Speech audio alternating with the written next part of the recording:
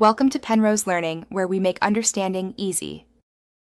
You start by confirming your laptop supports Thunderbolt 3 or 4 with PCIe lanes, that hardware is essential. Next, unpack the eGPU enclosure and install the desktop GPU. Seat it firmly, plug the enclosure power cable, and connect any auxiliary PSU leads. Once done, power the enclosure briefly to verify fans spin, then shut everything down. Make sure drivers or the GPU installer are on a USB stick, and update your laptop BIOS and Thunderbolt firmware before proceeding. You now perform the critical installation.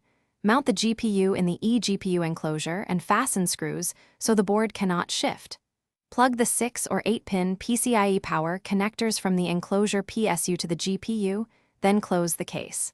Next, connect the enclosure to your laptop with a certified Thunderbolt cable and power on the enclosure before booting the laptop. Once booted, install the latest GPU drivers and enable external GPU options in your operating system for display or compute use. You finish by verifying the system recognizes the external GPU, Open Device Manager, or Run LSPCI, then launch a benchmark to confirm performance.